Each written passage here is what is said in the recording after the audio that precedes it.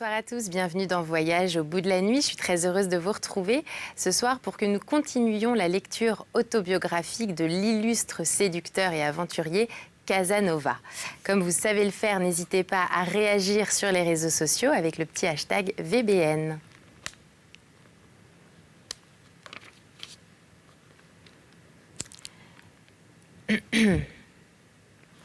C'est ainsi que vous croyez de me démontrer votre obstination raisonnable, mais je suis en droit de vous donner un démenti. Rendez-moi convaincu et vous ne me verrez que bon et honnête ami. Vous deviendriez furieux, vous dis-je. Ce qui m'a rendu furieux fut l'étalage que vous m'avez fait de vos charmes, dont, convenez, vous ne pouviez pas ignorer l'effet. Vous n'avez pas redouté ma fureur amoureuse alors, et vous voulez que je croie que vous la craignez actuellement, que je ne vous demande que de toucher une chose faite pour me dégoûter. Oh, vous dégoûtez, je suis sûre du contraire. Voici la conclusion. Si j'étais fille, il ne serait pas en mon pouvoir de ne pas vous aimer, et je le sais. Mais étant garçon, mon devoir est de n'avoir pour ce que vous voulez la moindre complaisance, car votre passion, qui n'est maintenant que naturelle, deviendrait tout d'un coup monstrueuse. Votre nature ardente deviendrait l'ennemi de votre raison, et votre raison même deviendrait facilement complaisante au point que, devenant complice de votre égarement, elle se mettrait de moitié avec votre nature. Cet éclaircissement incendiaire que vous souhaitez, que vous ne craignez pas et que vous me demandez, ne vous laisserait plus maître de vous-même. Votre vue, votre tact, cherchant ce qu'il ne pourrait pas trouver, voudrait se venger sur ce qu'il trouverait, et il arriverait entre vous et moi tout ce qu'il y a de plus abominable entre les hommes. Comment pouvez-vous, avec un esprit si éclairé, vous imaginer, vous flatter, que me trouvant homme, vous cesseriez de m'aimer? Croyez-vous qu'après votre découverte de ce que vous appelez mes charmes, et dont vous dites d'être devenu amoureux, disparaîtraient? Sachez qu'ils augmenteraient peut-être de force, et que pour lors, votre feu devenu brutal adopterait tous les moyens que votre esprit amoureux inventerait pour se calmer. Vous parviendriez à vous persuader de pouvoir me métamorphoser en femme, ou vous figurant de pouvoir devenir femme vous-même, vous voudriez que je vous traitasse comme telle. Votre raison séduite par votre passion ferait des sophismes sans nombre. Vous diriez que votre amour pour moi, homme, est plus raisonnable qu'il ne le serait si j'étais fille, car vous vous aviseriez de trouver sa source dans la plus pure amitié, et vous ne manqueriez pas de m'alléguer des exemples de pareilles extravagances. Séduit vous-même par le faux brillant de vos arguments, vous deviendriez un torrent que nulle digue ne pourrait retenir, et je manquerais de paroles pour abattre vos fausses raisons, et de force pour repousser vos violentes fureurs. Vous parviendriez enfin à me menacer de la mort, si je vous défendais de pénétrer dans un temple inviolable, dont la porte ne fut faite par la sage nature que pour être ouverte aux sortants. Ce serait une horrible profanation qui ne pourrait se faire qu'avec mon consentement et que vous me trouveriez plutôt prêt à mourir qu'à vous le donner. Rien de tout cela arriverait, lui répondis-je un peu accablé par son fort raisonnement, et vous exagérez. Je dois cependant vous dire, par manière d'acquis, que quand même tout ce que vous dites arriverait. Il me semble qu'il y aurait moins de mal à passer à la nature un égarement de cette espèce, qui peut n'être envisagé par la philosophie que comme un jeu fou et sans conséquence, qu'à procéder de façon à rendre inguérissable une maladie de l'esprit que la raison ne rendrait que passagère. C'est ainsi que le pauvre philosophe raisonne quand il s'avise de raisonner dans des moments où une passion en tumulte égare les facultés divines de son âme. Pour bien raisonner, il faut n'être ni amoureux ni en colère, car ces deux passions nous rendent égaux au brut, et par malheur, nous ne sommes jamais emportés à raisonner que lorsque nous sommes agités par l'une ou par l'autre. Étant arrivés à Sinigaï assez paisiblement, et la nuit étant obscure, nous sommes descendus à l'auberge de la Poste.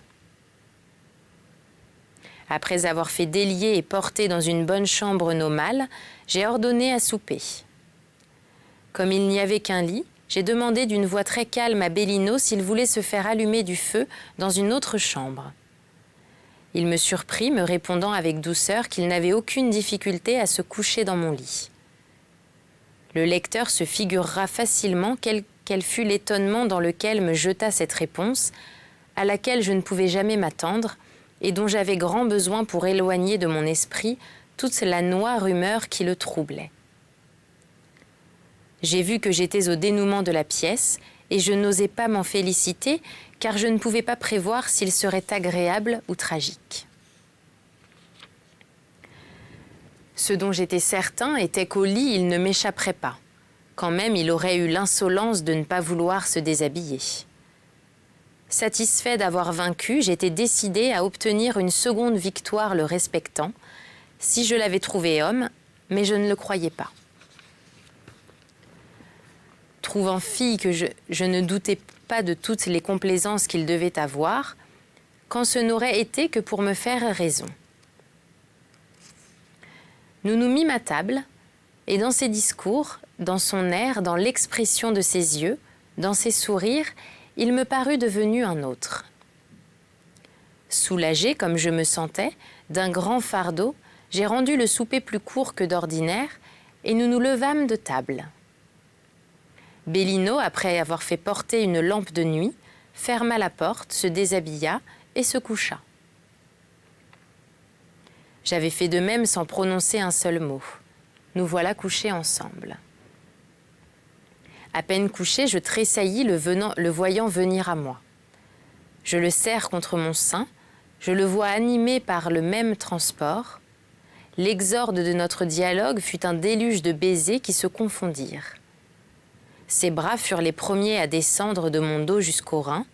Je pousse les miens encore plus bas, et pour tout éclaircissement, je me trouve heureux, je le sens, je le ressens, je suis convaincu de l'être, j'ai raison, on me l'a fait, je ne peux pas en douter, je ne me soucie pas de savoir comment, je crains si je parle de ne plus l'être, ou de l'être comme je n'aurais pas voulu l'être, et je me livre encore, et en âme, à la joie qui inondait toute mon existence et que je voyais partager. L'excès de mon bonheur s'empare de tous mes sens, au point qu'il arrive à ce degré où la nature noyée dans le plaisir suprême s'épuise. Je reste occupé l'espace d'une minute dans une action immobile pour contempler en esprit et adorer ma propre apothéose. La vue et le toucher, que j'avais cru devoir représenter dans cette pièce les principaux personnages, ne jouent que des rôles secondaires. Mes yeux ne désirent pas un bonheur plus grand que celui de se tenir fermé sur la figure de l'être qui les enchantait, et mon tact confiné au bout de mes doigts craint à changer de place, puisqu'il ne peut pas se figurer de trouver davantage. J'aurais accusé la nature de la plus lâche couardise si, sans mon consentement, elle aurait osé décamper de la place dont je me sentais en possession. 2 minutes s'étaient à peine écoulées que, sans rompre notre éloquent silence, nous travaillâmes d'accord à nous entreprendre des nouvelles assurances de la réalité de notre bonheur mutuel. Bellino à m'en assurer à chaque quart d'heure par les plus doux gémissements, moi, ne voulant jamais parvenir de nouveau au bout de ma carrière. Je fus toute ma vie dominée par la peur que mon coursier récalcitre à la recommencer, et cette économie ne me parut jamais pénible, car le plaisir visible que je donnais composait toujours les 4/5 du mien.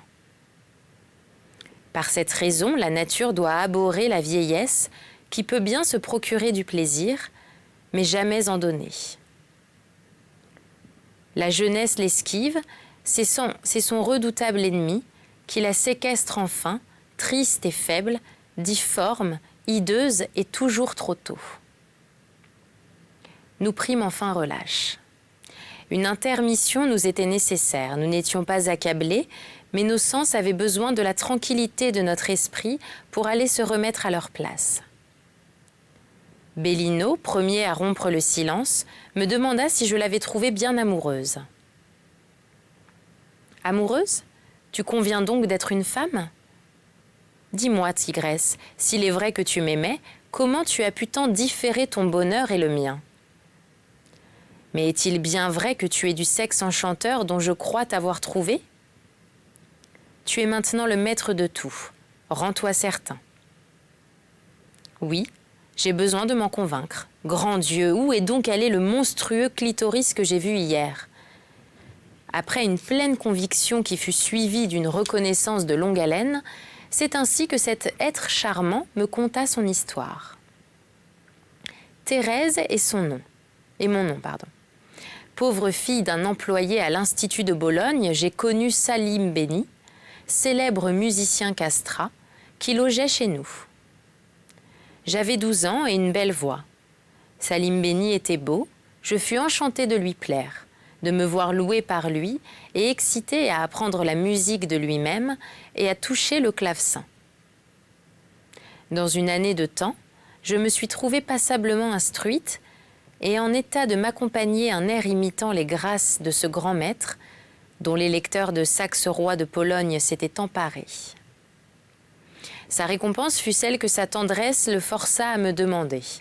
Je ne me suis pas trouvée humiliée à la lui accorder, puisque je l'adorais. Les hommes, comme toi, méritent, ce n'est pas douteux, la préférence sur ceux qui ressemblent à mon premier amant. Mais Salim Béni faisait exception. Sa beauté, son esprit, ses manières, son talent et les éminentes qualités de son cœur et de son âme le rendaient préférable à tous les hommes parfaits que j'avais connus jusqu'à ce moment-là.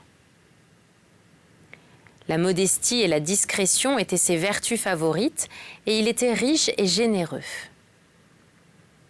Il n'est pas possible qu'il ait trouvé une femme capable de lui résister, mais je ne l'ai jamais entendu se vanter d'avoir triomphé d'aucune. La mutilation, enfin, fit de cet homme un monstre, comme elle devait faire, mais un monstre en qualité adorable. Je sais que quand je me suis donnée à lui, il a fait mon bonheur, mais il a tant fait que je dois croire aussi d'avoir fait le sien. Salim Béni entretenait à Rimini, chez un maître de musique, un garçon de mon âge que son père au lit de mort, avait fait mutiler pour lui conserver la voix et pour qu'il pût en tirer parti à l'avantage de la nombreuse famille qu'il laissait, montant sur les théâtres. Ce garçon, qui s'appelait Bellino, était fils de la bonne femme que vous venez de connaître à Ancône, et que tout le monde croit ma mère. Un an après avoir connu cet être, si bien favorisé du ciel, ce fut de lui-même que j'ai reçu la triste nouvelle qu'il devait me quitter pour aller à Rome. J'en fus au désespoir, malgré qu'il m'assura que je le reverrais bientôt. Il laissait à mon père le soin et le moyen de poursuivre à cultiver mon talent, mais précisément dans les mêmes jours, une fièvre maligne l'emporta et je suis restée orpheline. Salim Béni, pour lors, n'eut pas la force de résister à mes pleurs. Il se détermina à me conduire avec lui à Rimini et à me mettre en pension chez le même maître de musique, où il tenait le jeune castrat frère de Cécile et de Marine. Nous partîmes de Bologne à minuit. Personne ne sut qu'il me conduisait avec lui, et cela fut facile, car je ne connaissais ni n'intéressais personne avec mon cher Salim Béni. D'abord que nous arrivâmes à Rimini, il me laissa à l'auberge pour aller parler au maître de musique et faire son accord pour tout ce qui me regardait. Mais une demi-heure après, le voilà de retour à l'auberge, tout pensif. Bellino était mort la veille de notre arrivée. Réfléchissant à la douleur que sa mère ressentirait lorsqu'il lui en écrirait la nouvelle, il pense de me reconduire à Bologne sous le nom du même Bellino qui venait de mourir et de me mettre en pension chez sa mère, qui étant pauvre, trouverait son intérêt à garder le secret. Je lui donnerai, me dit-il, tous les moyens pour te faire parfaitement apprendre la musique et dans 4 ans, d'ici, je te ferai venir à Dresde, non pas en qualité de fille, mais de castrat. Nous vivrons là ensemble et personne ne pourra y trouver à redire. Tu feras mon bonheur jusqu'à ma mort. Il ne s'agit donc que de se faire Il ne s'agit donc que de faire que tout Bologne te croie Bellino, ce qui te sera facile, n'étant connu de personne. La seule mère de Bellino saura tout. Ses enfants ne douteront pas que tu sois leur frère, car ils étaient en très bas âge quand je l'ai envoyé à Rimini. Tu dois renoncer, si tu m'aimes, à ton sexe et en perdre même le souvenir. Tu dois prendre dans ce moment le nom de Bellino et partir d'abord avec moi pour Bologne. Dans 2 heures, tu te verras habillé en garçon. Ton unique soin sera celui de faire que personne ne te reconnaisse pour fille. Tu coucheras seul, tu prendras garde à toi quand tu t'habilleras, et quand dans 1 année ou 2 tu gagneras de la gorge, ce ne sera rien, puisqu'en avoir trop est le défaut ordinaire de tous nous autres. Outre cela, je te donnerai avant de te quitter une petite machine et je t'apprendrai le moyen de te l'adapter si bien à l'endroit qui démontre la différence du sexe qu'on s'y méprendra facilement. Si le cas arrivait qu'on dût te faire une perquisition. Si mon projet te plaît, tu me rends sûr que je pourrais vivre à Dresde avec toi, sans que la reine, qui est dévote, puisse y trouver à redire. Dis-moi si tu y consens. Il ne pouvait pas douter de mon consentement. Je ne pouvais pas avoir un plaisir plus grand que celui de faire tout ce qu'il désirait. Il me fit habiller en garçon, il me fit quitter toutes mes nippes de fille, et après avoir ordonné à son domestique de l'attendre à Rimini, il me conduisit à Bologne. Nous y arrivons au commencement de la nuit, il me laisse à l'auberge et il va d'abord chez la mère de Bellino. Il lui communique son projet, elle l'approuve et elle se console par là de la mort de son fils. Il vient me rejoindre avec elle à l'auberge. Elle m'appelle son fils. Je lui donne le nom de la mère. Salim Béni s'en va, nous disant d'attendre. Il revient 1 heure après et il tire de sa poche la machine qui, dans le cas de nécessité, devait me faire croire homme. Tu l'as vu, c'est une espèce de petit boyau long, mou et gros, comme le pouce de la main, blanc et d'une peau très douce. Tu m'as fait rire sous cape ce matin quand tu l'as appelé clitoris. Cette machine était au milieu d'une peau très fine et transparente de forme ovale qui avait 5 à 6 pouces en longueur, 2 en largeur. En adaptant cette peau avec de la gomme d'adragante à l'endroit où on distingue le sexe, elle fait disparaître le féminin. Il liquéfie la gomme, il en fait de l'expérience sur moi en présence de ma nouvelle mère, et je me vois devenue ressemblante à mon cher ami. En vérité, cela m'aurait fait rire, si le départ subit de l'objet que j'adorais m'eût percé le cœur. Je suis restée là comme morte avec un pressentiment que je ne le verrai plus. On se moque des pressentiments et on a raison, parce que le cœur ne parle pas à tout le monde, mais il ne m'a pas trompée. Salim Béni est mort très jeune, l'année passée, dans le Tyrol en vrai philosophe. Je me suis trouvée réduite à devoir tirer parti de mon talent. Ma mère pensa de bien faire en poursuivant à me faire homme, parce qu'elle espérait de me faire aller chanter à Rome. En attendant qu'elle acceptât le théâtre d'Ancône, où elle employa Pétrone pour le faire danser en fille. Après Salim Béni, tu es le seul homme entre les bras duquel Thérèse fait des véritables offrandes à l'amour parfait. Et il ne tient qu'à toi de me faire quitter aujourd'hui le nom de Bellino, que depuis la mort de Salim Béni je déteste, et qui commence même à me donner des embarras qui m'impatientent. Je n'ai fait que 2 théâtres et j'ai dû dans tous les deux, si j'ai voulu y être admise, subir le honteux examen, car on trouve partout que je ressemble si bien à une fille qu'on ne veut me faire croire homme qu'après la conviction. Jusqu'à présent, je n'ai eu affaire qu'à des vieux prêtres qui de bonne foi se contentèrent d'avoir vu et certifièrent l'évêque, mais il faut que je me défende continuellement de 2 sortes de gens qui m'obsèdent pour obtenir des faveurs illicites et horribles.